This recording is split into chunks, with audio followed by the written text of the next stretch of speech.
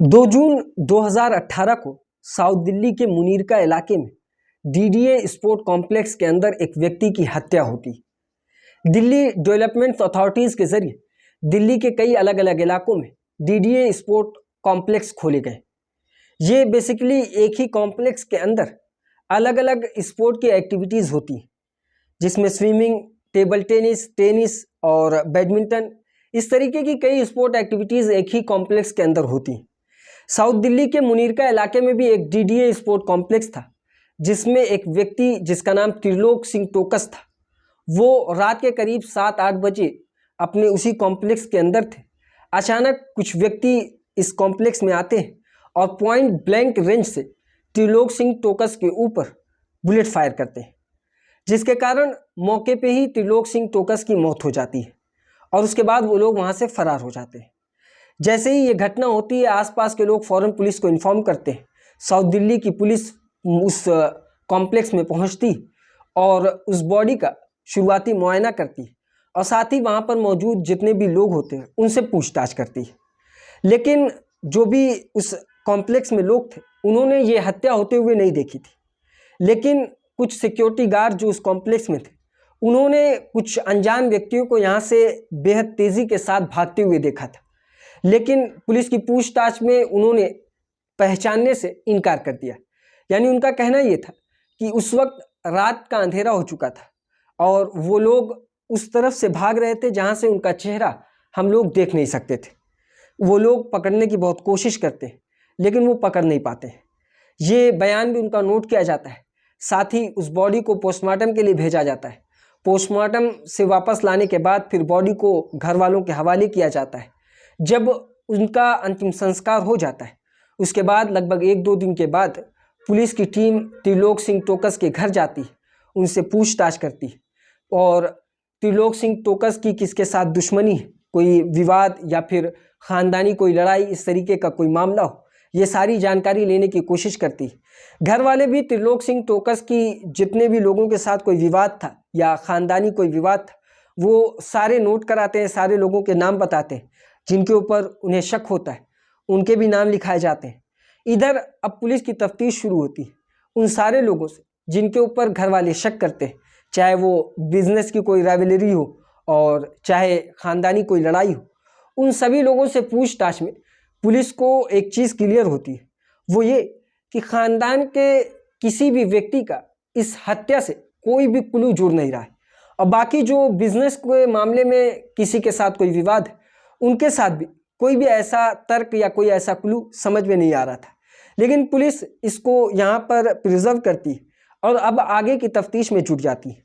Police एक एक कर उस इलाके में जितने भी किराएदार होते उनकी डिटेल्स निकालती है और डिटेल्स निकालने के बाद एक एक व्यक्ति से मिलकर उनसे पूछताछ करके उनका जो इन्वेस्टिगेशन का अपना अंदाज होता है, उस तरीके से वो एक एक लोग से क्लियर करना चाहते हैं कि क्या आसपास का कोई व्यक्ति जो इस कत्ल में शामिल हो और वो अभी यहाँ पर हो, और हम अगर उनसे पूछताछ करते हैं तो शायद कोई ऐसा क्लू हमको मिल जाए जिसकी वजह से हम कातिल तक पहुँच जाए।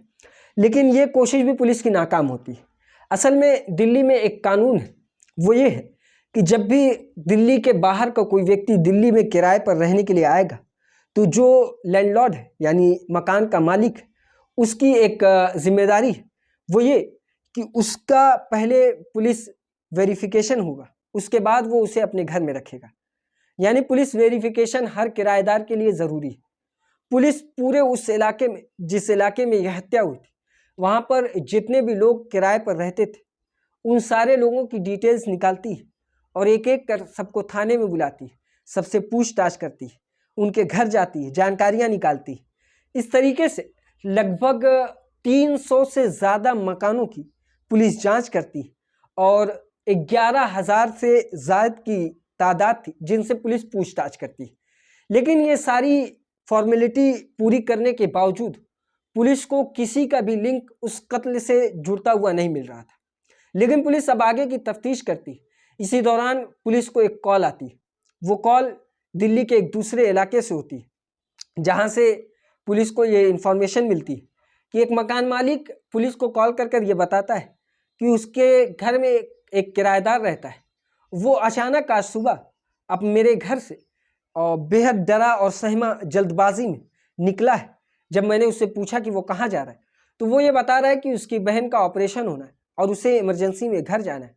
ये कारण वो बताकर घर से जा रहा है, लेकिन उसकी घबराहट और उसकी जल्दबाजी से मुझे कुछ शक हो रहा है। पुलिस फौरन उसके पास जाती है और उससे बाकी की डिटेल निकालती है। डिटेल्स निकालने के बाद अब पुलिस ये समझती है कि ये आखिर कौन लोग हैं। तो पता चलता है कि इनमें एक का नाम मोहित है और दूसरे का नाम रोहन। ये दोनों एक दूसरे के कज़न हैं, यानी एक दूसरे के भाई लगते हैं। अब पुलिस को जैसे इनकी इन्फॉर्मेशन मिलती है, इनकी डिटेल्स निकाली जाती है, तो जहाँ के ये रहने वाले थे, देहरादून, सहारनपुर और इस तरीके की जितने भी इनके रिलेटिव्स थे, जहाँ जहाँ रहते थे, उन सारी जगहों पर पुलिस अपनी तरीके से तफ्तीश करना शुरू कर देती है। अपने मुखबिरों के ज़रिए, वहाँ की पुलिस के ज़रिए उनकी डिटेल्स निकालती है कि क्या कोई व्यक्ति यहाँ से वहाँ पर गया है।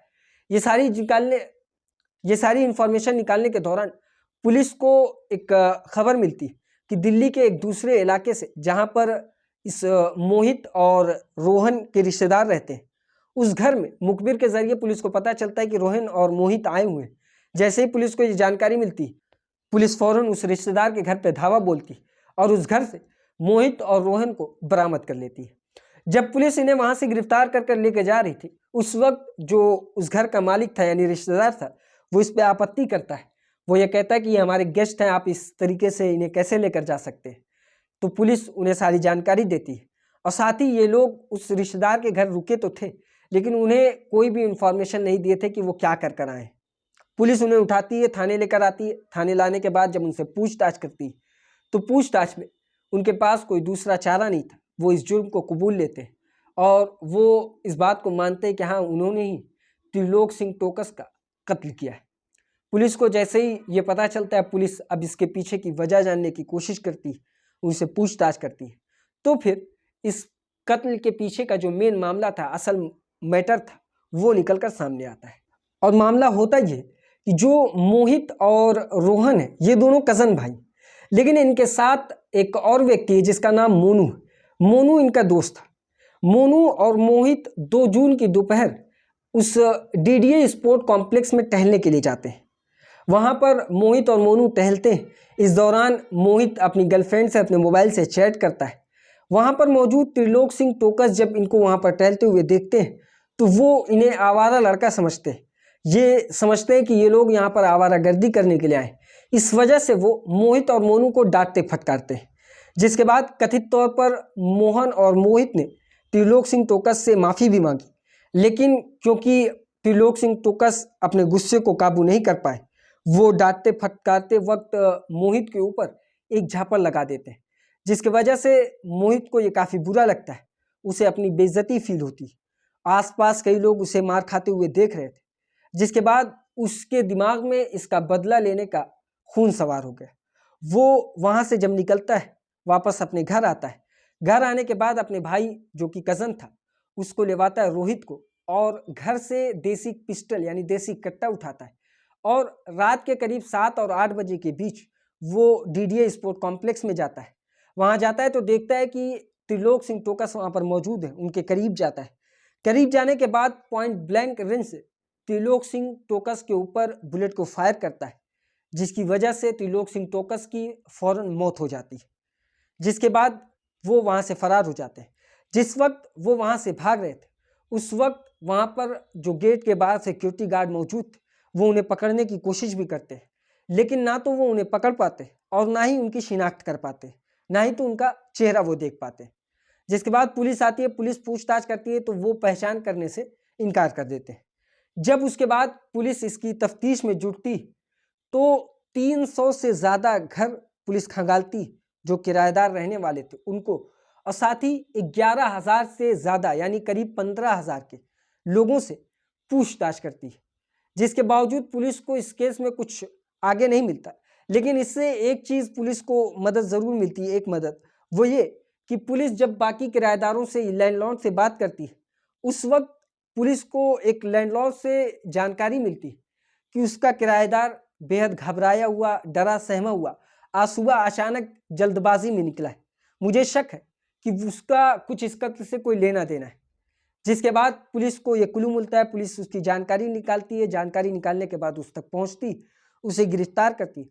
गिरफ्तार करने के बाद जब कहानी सुनती है तो फिर इस कत्ल का जो पर्दा है वो सामने से हट जाता है और मामला साफ और सुथरा हो जाता है कि कत्ल सिर्फ अपनी बेइज्जती का बदला लेने के लिए किया गया था। ये थी आज की कहानी। इसी तरह की और कहानी सुनने के लिए हमारी इस वीडियो को लाइक करें, हमारे चैनल को सब्सक्राइब करें और बेल आइकन को जरूर दबाएं।